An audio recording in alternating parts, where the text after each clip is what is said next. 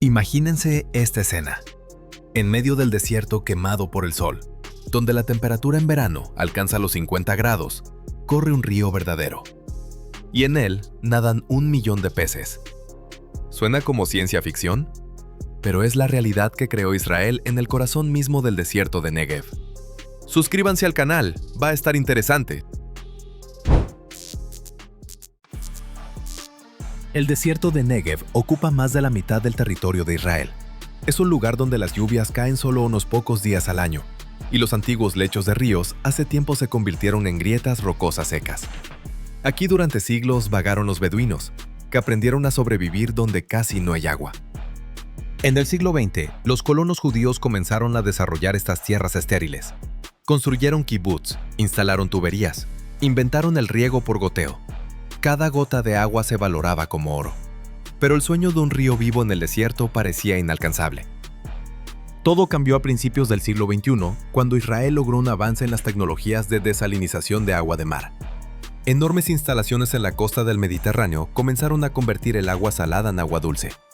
Esto le dio al país un respiro, la posibilidad de pensar no solo en sobrevivir, sino también en restaurar la naturaleza. En paralelo se desarrollaba el sistema de tratamiento de aguas residuales.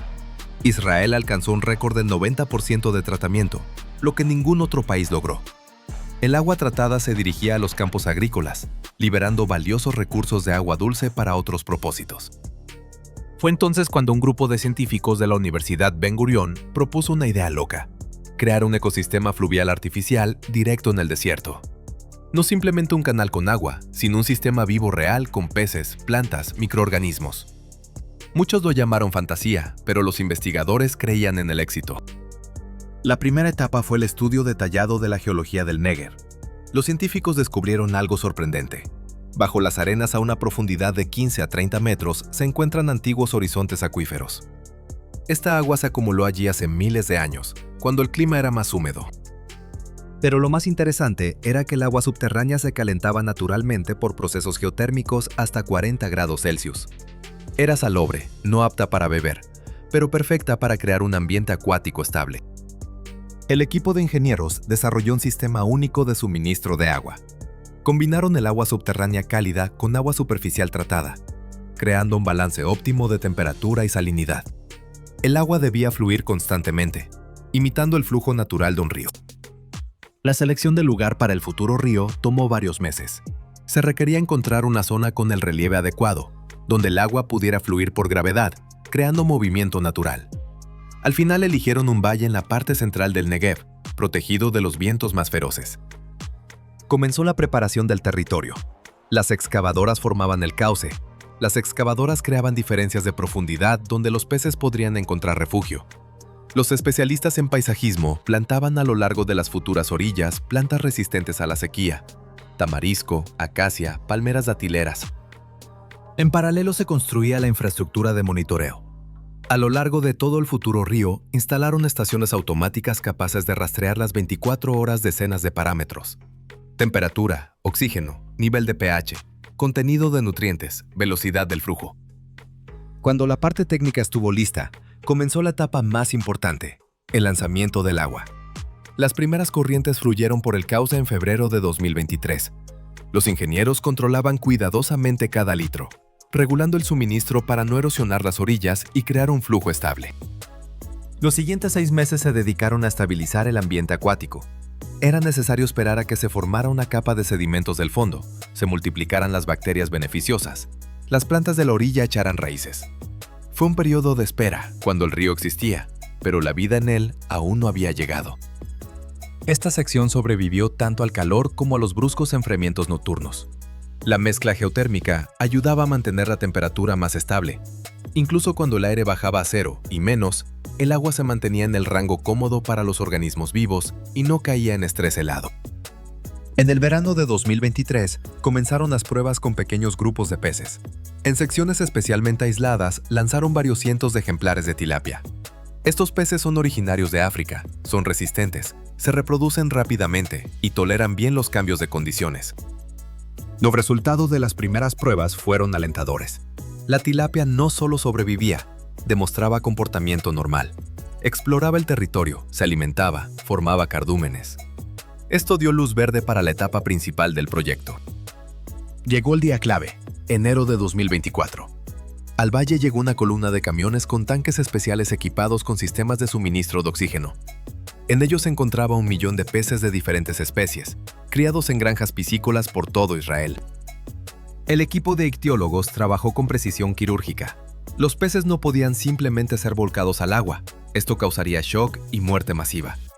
Cada lote primero se colocaba en contenedores intermedios, donde la temperatura del agua se igualaba gradualmente con la del río. El proceso de liberación se extendió por 3 días. La tilapia constituyó aproximadamente el 60% del total. Otro 30% correspondió a carpas, resistentes a diferentes condiciones. El 10% restante son especies locales del desierto, capaces de vivir en agua salobre. Las primeras 24 horas después del lanzamiento fueron las más tensas para todo el equipo. Las personas estuvieron de guardia las 24 horas, observando el comportamiento de los peces a través de cámaras subacuáticas. Algunos ejemplares comenzaron inmediatamente a nadar activamente, otros se quedaron quietos en el fondo, acostumbrándose al nuevo ambiente. En los primeros días el oxígeno bajó, y esto era esperado. 1 millón de peces lo consume rápidamente.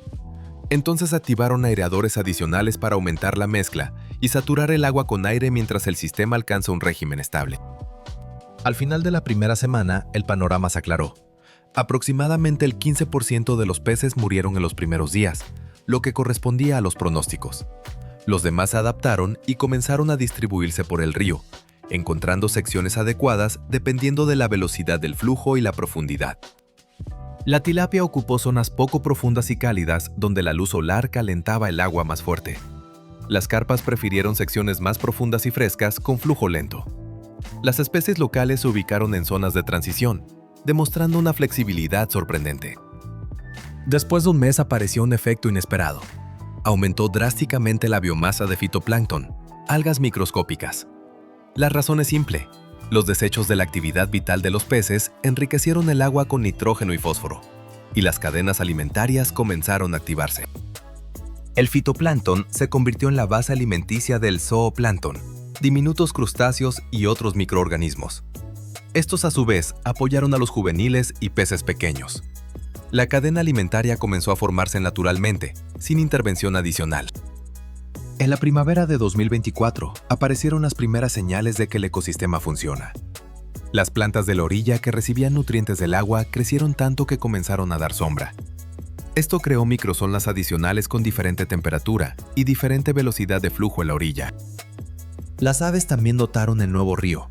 Las primeras en llegar fueron garzas y cormoranes, atraídas por la abundancia de peces. Esto alegraba y al mismo tiempo preocupaba. El sistema joven aún necesitaba tiempo para soportar tal presión. Para el verano de 2024, la cantidad de aves creció y hubo que hacer más protegidas algunas secciones. Sobre algunas zonas tendieron redes para que los peces tuvieran lugares tranquilos, especialmente donde esperaban el desove. En otoño, la Administración de Naturaleza y Parques de Israel realizó la primera inspección a gran escala. Los biólogos usaron electropesca, método de aturdimiento temporal de peces con corriente débil, para su conteo e inspección. Los resultados superaron las expectativas, sobrevivieron más de 750,000 ejemplares. Pero el descubrimiento principal fue otro. Al examinar los peces capturados, encontraron hembras embarazadas de tilapia. Esto significaba que los peces no solo sobreviven, se preparan para reproducirse, aunque según las expectativas tempranas, esto debía tomar más tiempo. La reproducción comenzó en diciembre de 2024. Las hembras de tilapia depositaban huevos en pequeñas bahías protegidas poco profundas donde el flujo era mínimo.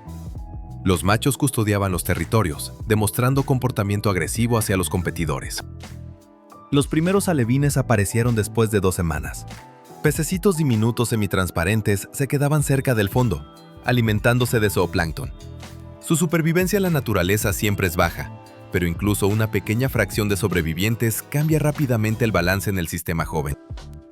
Enero de 2025 trajo la prueba del frío. Las temperaturas nocturnas para el Negev bajaron inusualmente, y el equipo esperaba problemas. Pero el agua se mantuvo en el corredor cálido gracias a la alimentación geotérmica, y esto se convirtió en uno de los argumentos más fuertes a favor del esquema elegido. En la primavera de 2025, la población de peces en el río se estimaba ya en aproximadamente 1.200.000 ejemplares. La reproducción natural compensó las pérdidas por aves y enfermedades. El ecosistema comenzó a funcionar no solo con apoyo externo, sino también con su propia dinámica. Sin embargo, el crecimiento de la población creó un nuevo problema. En días calurosos, el nivel de oxígeno en el agua comenzó a bajar más rápido de lo deseado. El agua cálida retiene menos oxígeno, y esto obligó al sistema a trabajar con más precisión. Entonces aumentaron la aireación y subieron ligeramente la velocidad del flujo. Además, parte del régimen de suministro de agua se reconfiguró para reducir las secciones estancadas en las semanas más calurosas y dar al agua más movimiento. En el verano de 2025, ocurrió el primer brote serio de enfermedad. Varios cientos de carpas en una de las secciones del río comenzaron a demostrar signos de infección por hongos. Úlceras en el cuerpo, letargo, rechazo del alimento. Todo indicaba el problema. El equipo de veterinarios aisló urgentemente la sección infectada, instalando barreras temporales de red. Los peces enfermos fueron capturados y destruidos para no dejar que la infección se propagara. Los demás en la zona aislada fueron tratados con antifúngicos. Afortunadamente, el brote no avanzó más. Este episodio se convirtió en un recordatorio. El sistema puede verse vivo y seguro, pero a veces le basta un patógeno para estar al borde. Este incidente les recordó a todos una cosa simple. Incluso un sistema que funciona bonito sigue siendo vulnerable a detalles que los informes usualmente se escriben en una sola línea. En el otoño de 2025, en el río, ocurrió otro evento inesperado. En las muestras comenzaron a aparecer peces que no fueron lanzados allí. Las explicaciones podían ser varias. Una de las versiones probables es el transporte de huevos por aves. Eso en la naturaleza a veces sucede. Entre los nuevos huéspedes resultaron ser pequeñas especies locales que viven en cuerpos de agua temporales después de lluvias raras. Así se manifestó una dualidad interesante del proyecto. Hidrológicamente sigue siendo cerrado y controlado, pero biológicamente ya está conectado con el ambiente circundante a través de aves, insectos y vegetación. En el invierno de 2025 y 26, la población se estimaba en aproximadamente 1,5 millones de ejemplares. La reproducción continuaba, y los juveniles encontraban refugio en los matorrales de la orilla y en secciones con flujo débil. Pero los científicos entendían, la prueba verdadera está aún por delante. El ecosistema existe solo 2 años, y es un tiempo diminuto en escalas naturales. Es necesario observar mínimo 5 y mejor 10 años para sacar conclusiones seguras, especialmente para una zona desértica. Mientras tanto, el interés en el proyecto comenzó a crecer, y eso era esperado. Delegaciones de países vecinos venían a ver el sistema en vivo, porque el déficit de agua en la región hace tiempo dejó de ser teoría y se convirtió en política y economía diaria.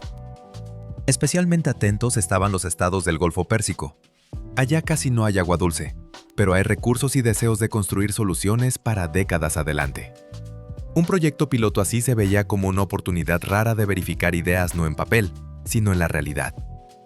Sin embargo, la copia directa del modelo israelí es imposible. Cada desierto es único. En uno hay otra geología, en otro, diferente composición química de aguas subterráneas. En un tercero, vientos impredecibles y tormentas de polvo. Incluso un esquema exitoso requiere adaptación. Los científicos israelíes gradualmente preparaban publicaciones e informes sobre los resultados tempranos. Es importante que el proyecto se posicionara como demostración del enfoque y no como plantilla universal lista. Aquí las palabras clave son piloto, control, verificación de hipótesis. El proyecto en el Negev mostró varias cosas fundamentales. Primero, las tecnologías modernas de tratamiento y desalinización de agua permiten separar recursos para la restauración de ecosistemas sin quitarle agua a las ciudades directamente. Segundo, las aguas subterráneas geotérmicas en regiones desérticas pueden funcionar como estabilizador natural de temperatura. Tal calor reduce el riesgo de cambios bruscos y, por lo tanto, mantiene la vida en temporadas cuando el agua desértica común se volvería demasiado fría o inestable. Tercero, la elección correcta de especies es críticamente importante. La tilapia y las carpas fueron elegidas no por casualidad. Son resistentes, omnívoras, ganan masa rápidamente y pueden tolerar fluctuaciones de parámetros del agua que en el desierto son inevitables. Cuarto, la gestión de parámetros es más importante que las promesas bonitas. En esta historia gana no el que habla más fuerte del milagro, sino el que sabe a tiempo reducir la carga, agregar aireación, ajustar el flujo y no teme reconocer el riesgo. El lado económico del proyecto también merece atención. Las inversiones iniciales fueron de aproximadamente 15 millones de dólares estadounidenses. Esto incluye construcción de infraestructura, sistemas de monitoreo, siembra de peces y mantenimiento los primeros 2 años. Los gastos actuales para mantener el sistema son alrededor de $500,000 al año. Esto es energía para bombas y aireadores, salarios del personal, mantenimiento técnico del equipo. Para Israel son gastos aceptables para un experimento ecológico de importancia mundial. También hay retorno económico potencial. El río atrae visitantes y grupos educativos.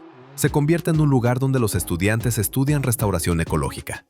En el futuro, es posible un modelo cuidadoso de pesca deportiva, si los biólogos lo consideran seguro. Pero el valor principal del proyecto no está en el dinero.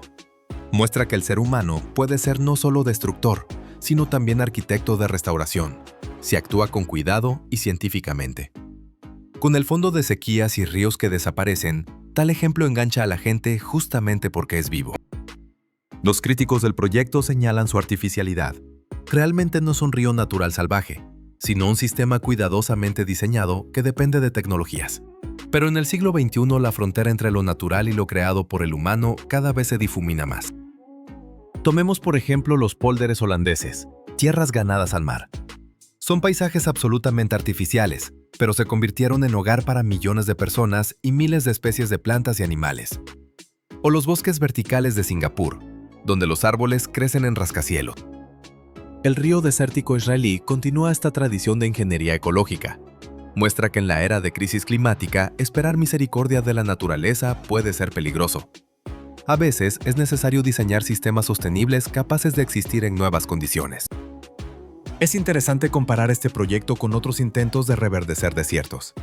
China gastó miles de millones en la Gran Muralla Verde, plantando miles de millones de árboles a lo largo de la frontera del desierto de Gobi. Pero muchos árboles murieron por falta de agua. Los países árabes construyen granjas con hidroponía, donde las plantas reciben agua directo a las raíces sin tierra.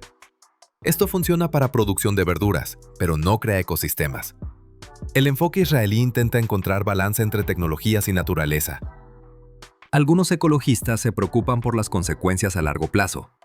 ¿Qué pasa si el sistema se sale de control? ¿Qué pasa si especies invasivas penetran en el río y desplazan a los peces lanzados? ¿Qué pasa si cambian las condiciones climáticas y el agua geotérmica se vuelve menos estable? Estos temores son fundados. La historia conoce ejemplos donde las intervenciones humanas en la naturaleza llevaron a catástrofes. La introducción de conejos en Australia, la siembra de perca africana en el lago Victoria, el secado del mar de Aral en la Unión Soviética. Pero el equipo israelí tomó en cuenta estas lecciones. Hidrológicamente el circuito está controlado, y la tarea consiste en no dejar que el agua salga libremente hacia cauces naturales. Al mismo tiempo, la influencia en la vida circundante igual aparece, a través de aves, insectos y vegetación. Y esto se considera como parte de las observaciones, y no como efecto secundario que se puede ignorar. Además, en situación de emergencia, el proyecto se puede pasar rápidamente al modo de detención. Basta con cerrar el suministro de agua, y la sección comenzará a perder volumen, y los peces se pueden capturar y trasladar. No es la opción ideal, pero existe como seguro. El aspecto filosófico del proyecto también merece atención. ¿Qué es la naturaleza en el siglo XXI? ¿Podemos llamar naturaleza solo a lo que existe sin participación humana? ¿O el ecosistema creado por nosotros también es parte de la naturaleza si en él ya funciona un ciclo autosostenible? Estas preguntas salen del marco de la ecología y tocan nuestra comprensión del lugar de la humanidad en el mundo. Ya no podemos ser observadores pasivos. Nuestra influencia en el planeta es tan grande que nos convertimos en una fuerza que cambia el clima y los paisajes. El río israelí en el desierto simboliza un nuevo enfoque en las relaciones con la naturaleza. No conquista, ni no intervención ciega, sino asociación cuidadosa. Nosotros creamos las condiciones, la naturaleza responde, y luego comienza el ajuste fino. A principios de 2026, el proyecto llegó a la fase crítica. Los próximos años mostrarán si el sistema podrá existir durante décadas o es un éxito temporal que terminará en colapso. Los planes para el futuro son ambiciosos. Si el río continúa funcionando establemente, planean expandirlo. Secciones adicionales pueden ser creadas en otras partes de Negev, gradualmente formando una red de cuerpos de agua artificiales a través del desierto. También se discute la posibilidad de integración con la agricultura. El agua del río después de filtración puede usarse para riego de campos. Los desechos de los peces ricos en nutrientes se convertirán en fertilizante orgánico. Esto creará un ciclo cerrado de producción. Los investigadores estudian la posibilidad de lanzar en el río especies de peces comerciales. Si se logra establecer captura controlada, esto dará una fuente adicional de proteína para la región. Israel importa la mayor parte del pescado. La producción propia reducirá la dependencia. Pero todos estos planes dependen de una cosa: la estabilidad del sistema existente. Aún es temprano para hablar de escalamiento. Es necesario asegurarse de que el río resista la prueba del tiempo, las sequías, posibles enfermedades de los peces y otros desafíos imprevistos. Mientras tanto, en otros países comienzan a aparecer proyectos análogos. Marruecos lanzó un programa piloto en el desierto del Sahara, usando la experiencia de Israel. Los Emiratos Árabes Unidos invierten en investigaciones para crear oasis artificiales con sistemas acuáticos. Incluso en Estados Unidos, en el estado de Arizona, donde el desierto de Sonora sufre por la sequía y el agotamiento del río Colorado, las autoridades consideran la posibilidad de crear sistemas acuáticos cerrados basados en agua reciclada y energía renovable. El calentamiento global hace el problema del agua cada vez más agudo. Según pronósticos de la ONU, para 2050, más de la mitad de la población de la Tierra vivirá en regiones con déficit de agua dulce. Las soluciones tradicionales como represas y embalses ya no funcionan. Se necesitan nuevos enfoques que combinen tecnologías de desalinización, tratamiento, uso eficiente y restauración de ecosistemas acuáticos. El proyecto israelí en el Negev puede convertirse en una de las demostraciones funcionales de cómo se ve esto en infraestructura real, y no en presentación. Es importante entender las limitaciones. Crear un río artificial en el desierto requiere inversiones significativas, tecnologías, experiencia. No es una solución universal para países pobres donde no hay recursos para tales experimentos. Pero las tecnologías abaratan. Lo que hoy cuesta $15 millones, en 10 años puede costar 5. La energía solar en los desiertos es casi gratis. Las plantas desalinizadoras se vuelven más eficientes. Los sistemas de monitoreo más baratos gracias a la producción masiva de sensores. Con el tiempo, proyectos similares pueden volverse accesibles, incluso para países en desarrollo. Organizaciones internacionales como el Banco Mundial y programas de la ONU para el Medio Ambiente ya muestran interés en financiar iniciativas análogas en África y Asia. El aspecto educativo del proyecto no se puede subestimar. La Universidad Ben Gurión creó un programa especial para estudiantes de países en desarrollo, donde estudian tecnologías de gestión de recursos hídricos en regiones áridas. Los graduados de este programa regresan a casa con conocimientos y experiencia que pueden aplicar en sus países. Esto crea una red global de especialistas capaces de implementar métodos avanzados de gestión de agua y restauración de ecosistemas. El efecto social del proyecto también es significativo. Las comunidades beduinas locales, tradicionalmente dedicadas a la ganadería, ahora están involucradas en el monitoreo y mantenimiento del sistema fluvial. Esto les da ingreso estable y nuevas habilidades. Los jóvenes de los poblados beduinos reciben capacitación en trabajo con sensores, mantenimiento de equipos, cuidado de peces. El proyecto se convierte en puente entre el modo de vida tradicional y las tecnologías modernas, ayudando a conservar la identidad cultural mientras se adaptan a nuevas realidades. El potencial turístico del río también se revela. El ecoturismo en los desiertos gana popularidad. La gente viaja para ver con sus propios ojos el espectáculo increíble. Un río vivo con peces en medio de arenas quemadas donde la temperatura en verano pasa de los 50 grados. Se construyeron miradores, se organizan excursiones educativas donde los guías cuentan sobre las tecnologías de creación del sistema, sobre las especies de peces, sobre la importancia de los recursos hídricos. Esto atrae visitantes anualmente trayendo ingreso a la región, aunque las escalas por ahora siguen siendo modestas. Algunos críticos llaman al proyecto un show, una demostración costosa de superioridad tecnológica sin beneficio real. ¿Para qué gastar millones en peces en el desierto cuando ese dinero se puede dirigir a resolver problemas sociales? La respuesta está en que no son solo peces, es una plataforma científica, campo de pruebas para tecnologías que pueden servir a millones de personas en el futuro. Cada lección aquí se verifica en campo y no en modelo, y eso es un nivel completamente diferente de valor. Además, el proyecto crea empleos, atrae visitantes, produce conocimientos. Es inversión no solo en ecología, sino también en economía, educación, ciencia. El retorno a largo plazo puede superar varias veces las inversiones iniciales. En un mundo lleno de noticias preocupantes sobre clima y extinción de especies, este proyecto engancha porque muestra acción. No promesa, no eslogan, sino intento de armar un mecanismo funcional donde la naturaleza durante mucho tiempo guardó silencio. Los científicos israelíes son los primeros en reconocer la fragilidad del sistema y los riesgos de fracaso. Pero también muestran que con un enfoque basado en ciencia, mediciones y disposición de cambiar el régimen, se pueden mover las fronteras de lo posible. El río en el desierto de Negev se convirtió en símbolo de nueva relación con la naturaleza. No explotación ni no intervención romántica, sino gestión activa científicamente fundamentada. Vivimos en la era del antropoceno, cuando el ser humano se convirtió en una de las fuerzas principales que forman el planeta. Esto impone responsabilidad. Ya no podemos permitirnos ser descuidados. Cada decisión sobre uso de tierra, uso de agua, energía, debe tomarse considerando las consecuencias a largo plazo para ecosistemas y clima. El proyecto israelí muestra cómo esto puede verse en la práctica. Meses de preparación, miles de mediciones, corrección constante de regímenes, disposición de detenerse y volver un paso atrás. Esto requiere paciencia, inversiones, experiencia. En 20 años miraremos atrás y evaluaremos si este proyecto se convirtió en inicio de una nueva era de restauración de desiertos o quedó como experimento único. Mucho depende de cómo se desarrollen los eventos en los próximos años. Si el sistema permanece estable, si la población de peces continúa creciendo naturalmente, si se logra evitar brotes catastróficos de enfermedades y colapso de oxígeno, esto probará la viabilidad del concepto. Entonces proyectos similares comenzarán a realizarse por todas partes. Si el sistema colapsa, también será una lección valiosa.